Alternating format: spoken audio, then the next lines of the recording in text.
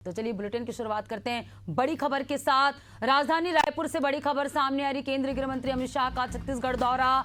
4 अक्टूबर को छत्तीसगढ़ आएंगे केंद्रीय गृह मंत्री अमित शाह। बस्तर दशहरे में शामिल होंगे, देखेंगे ऐतिहासिक परंपराएं, मुरिया दरबार और स्वदेशी मेले में भी हिस्सा लेंगे। गृह मंत्री विजय शर्मा ने केंद्रीय गृह मंत्री अमित शाह की दौरे की जानकारी दी है।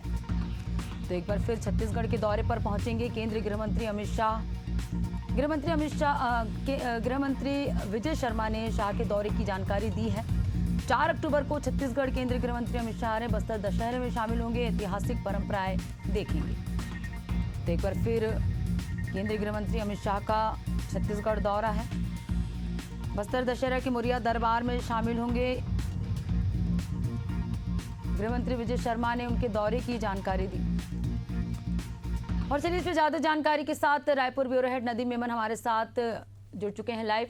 नदीम, एक बार फिर छत्तीसगढ़ दौरे पर केंद्रीय गृह मंत्री आ रहे हैं, क्या एजेंडा के साथ जो है एक बार फिर छत्तीसगढ़ दौरे पर आ रहे हैं? क्या सिर्फ बस्तर दशहरा में शामिल होने आ रहे हैं या आगामी कोई रणनीति के तहत उनका एक बार फिर छत्तीसगढ़ दौरा है?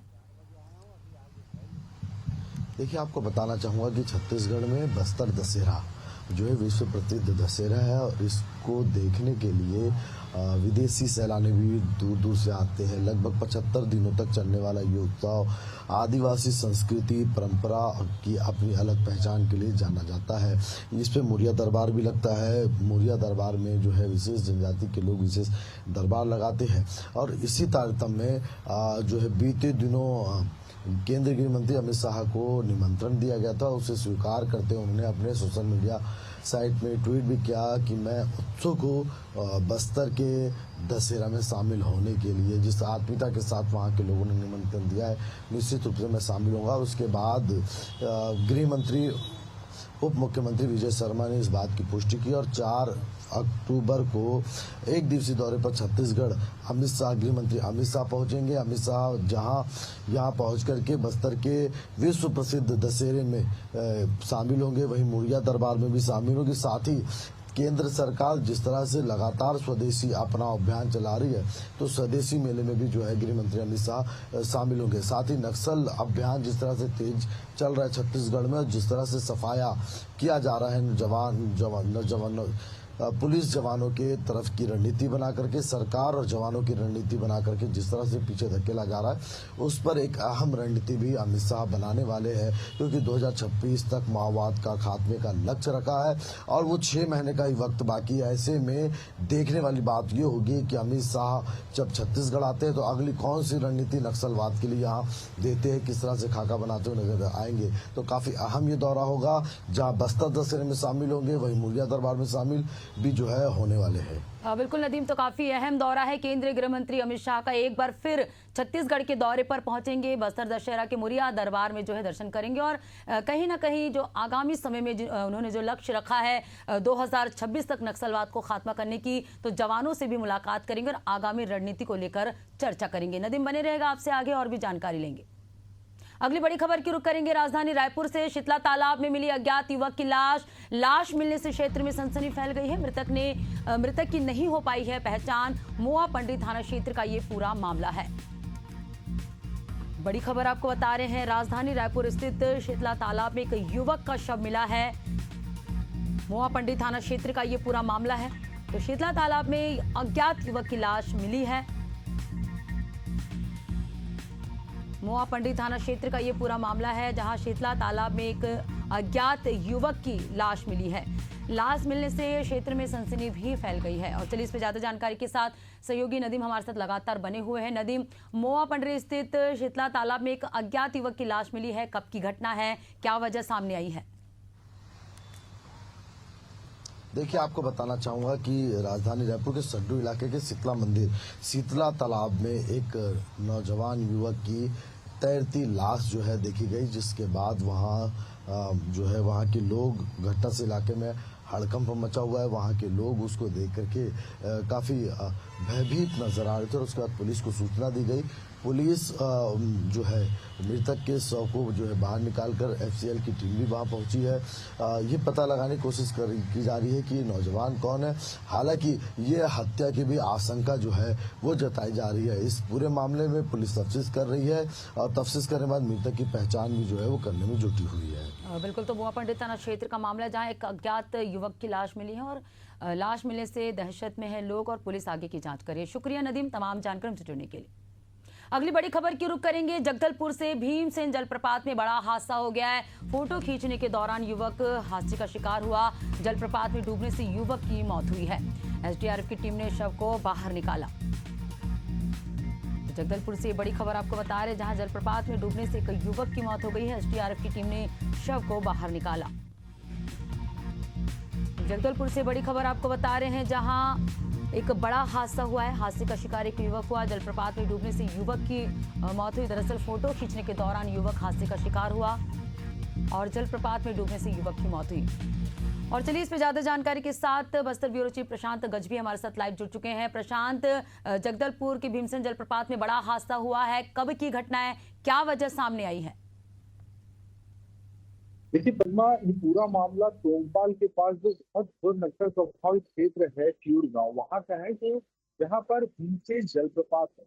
वहां आए दिन जो है वहां के जो ग्रामीण है वो पिकनिक मनाने के लिए या नहाने के लिए जाते हैं और ऐसा ही एक ग्रुप वहां पर गया हुआ था और उस दौरान सेल्फी लेते हुए ये हादसा हुआ। बताया जा रहा है कि सेल्फी लेते हुए जो सुरक्षा के मानक है उनको नजरअंदाज करते हुए जो युवक है वो वहां ऊपर चढ़कर सेल्फी ले रहा था और उस दौरान उसका पैर फिसल गया। पैर फिसलने की वजह से वो सीधा नीचे गिर गया। नीचे गिरने के बाद वो बाहर नहीं निकल पाया। उसके साथी जो थे वो तुरंत जो है आसपास के लोगों को वहां पर सूचना दी, जिसके बाद वहां पर एसडीआरएफ की टीम पहुंचती और एसडीआरएफ की टीम पहुंचने के बाद युवक की तलाश की गई।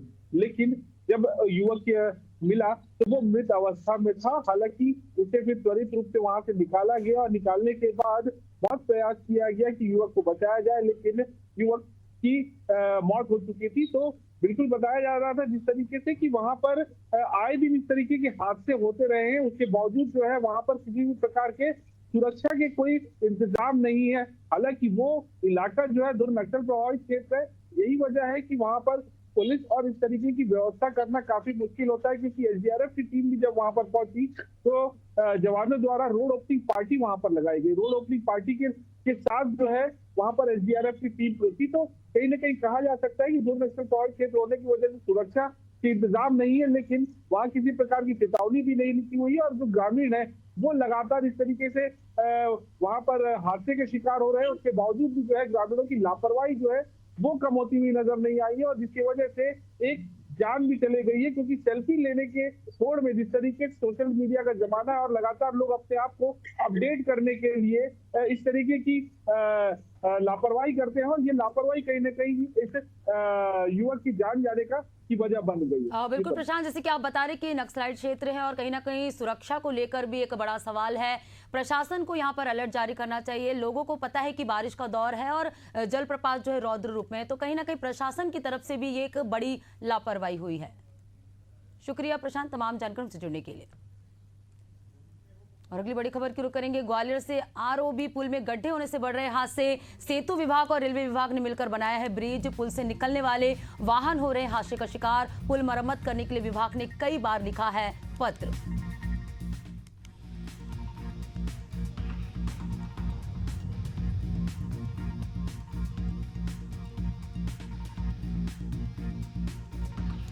तो ग्वालियर से बड़ी खबर आपको बता रहे, जहां आरओबी पुल में गड्ढे होने से बढ़ रहे हैं हादसे। सेतु विभाग और रेलवे विभाग ने मिलकर बनाया है ब्रिज।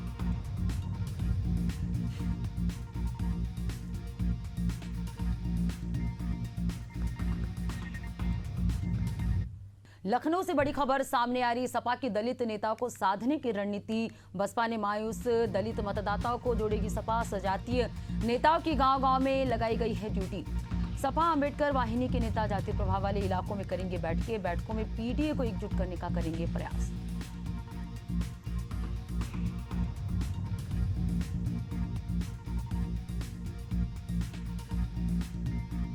तो सपा की दलित नेताओं को साधने की रणनीति बनाई जा रही है। बसपा से मायूस दलित मतदाताओं को सपा जोड़ने का काम करेगी।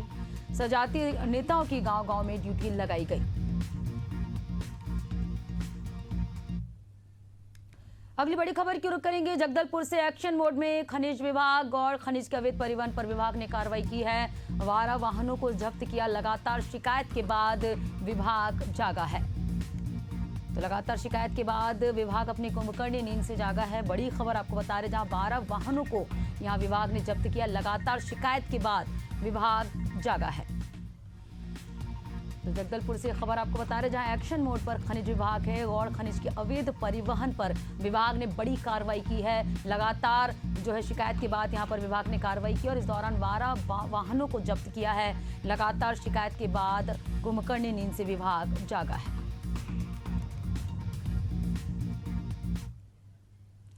अगली बड़ी खबर की रुख करेंगे लखनऊ से है। दीपावली से पहले सभी जिलों में होगा स्वदेशी मेला। हस्तशिल्प और कारीगरों को मिलेगा बड़ा बाजार। यूपीआईटीएस बैनर तले आयोजन स्वदेशी मेला को बढ़ावा दिया जाएगा। बड़े पैमाने पर Uttar Pradesh international trade show का चौथा चरण होगा। लखनऊ, वाराणसी और आगरा में यूनिटी मॉल के लिए केंद्र सरकार फंडिंग कर रही है।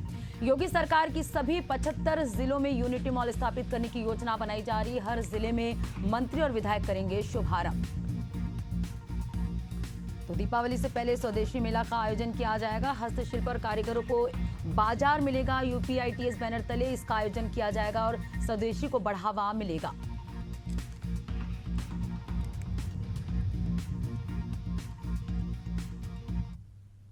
अगली बड़ी खबर की रुख करेंगे पेंड्रा से है। कुएं में मिला युवक का शव। निमुगधा गांव का निवासी है मृतक असवंत सिंह गोंड। मौके पर पहुंचकर जांच में पुलिस जुटी है। मरवाही थाना क्षेत्र के निमदा खेरवा टोला की घटना बताई जा रही है।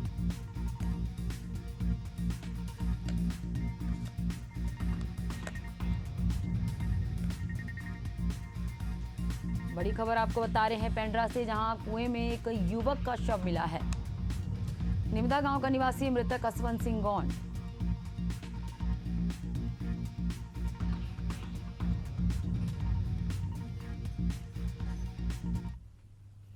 अगली बड़ी खबर राजधानी रायपुर से। प्रतिमाओं के विसर्जन के लिए महादेव घाट पर तैयारी पूरी। आयुक्त विश्वदीप ने जोन कमिश्नरों को प्रशासनिक ड्यूटी सौंपी। पूजन सामग्री अलग रखने और नदी को प्रदूषण से बचाने के सख्त निर्देश दिए हैं। बड़ी खबर आपको बता रहे हैं, प्रतिमाओं के विसर्जन के लिए महादेव घाट पर तैयारी पूरी कर ली गई है। आयुक्त विश्वदीप ने जोन कमिश्नरों को प्रशासनिक ड्यूटी सौंपी है।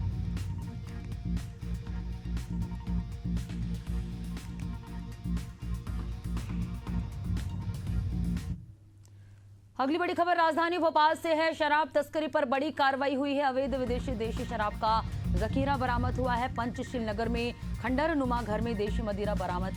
आबकारी विभाग ने ये बड़ी कार्रवाई की है। तो राजधानी भोपाल में आबकारी विभाग ने बड़ी कार्रवाई की है। पंचशील नगर में खंडर नुमा घर में देशी मदिरा पुलिस ने बरामद की है। तो शराब तस्करी पर बड़ी कार्रवाई यहां पर आबकारी विभाग ने की है।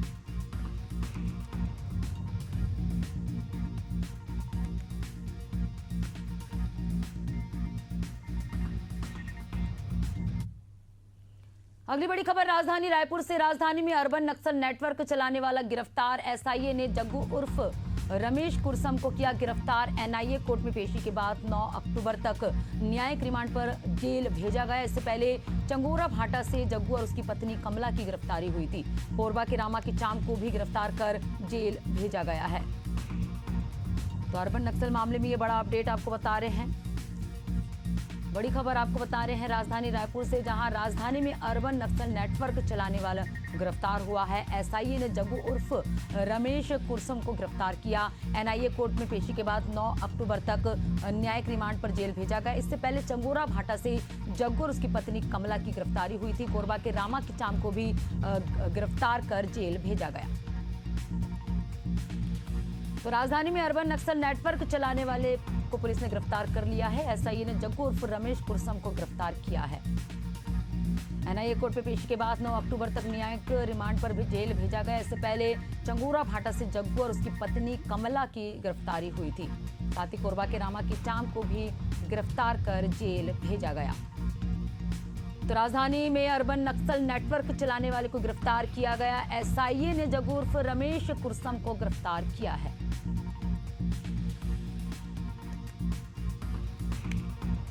इससे पहले चंगोरा भाटा से जग्गू और उसकी पत्नी कमला की गिरफ्तारी हुई थी। कोरबा के रामा की चाम को भी गिरफ्तार कर जेल भेजा गया।